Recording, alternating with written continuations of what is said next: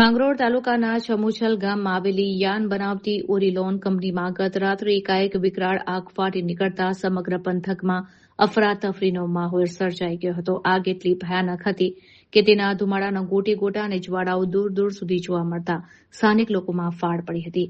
ઘટનાની જાણ થતાં જ ફાયર વિભાગ દ્વારા મેજર કોલ જાહેર કરવામાં આવ્યો હતો. સૌપ્રથમ સુમિલોન ફાયર ફાઇટરની ટીમ ઘટના સ્થળ ઉપર દોડી આવી હતી. ત્યારબાદ સ્થિતિની ગંભીરતા જોતા અન્ય ટીમોને પણ તેડાવવામાં આવી હતી.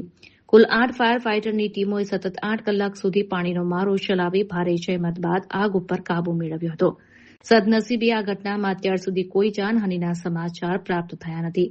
આગની જાણ થતાં જ પાલોદ પોલીસનો કાફલો પણ તાત્કાલિક ઘટના સ્થળે પહોંચી ગયો હતો અને આસપાસના વિસ્તારમાં સુરક્ષાના ભાગરૂપે લોકોના ટોળાને દૂર કરી કામગીરીમાં સહયોગ આપ્યો હતો. કંપનીમાં લાગેલી આ ભીષણ આગમાં મોટા પ્રમાણમાં કાચો માલ અને મશીનરી બળીને ખાખ થઈ ગયા હોવાની આશંકા છે, જેને કારણે લાખોનું નુકસાન થવાનો અંદાજ છે. જો કે આગ લાગવાનું ચોક્કસ કારણ હજી સુધી જાણી શકાયું નથી. પોલીસ અને ફાયર વિભાગ દ્વારા આગના કારણ અંગે તપાસ હાથ ધરવામાં આવી રહી છે.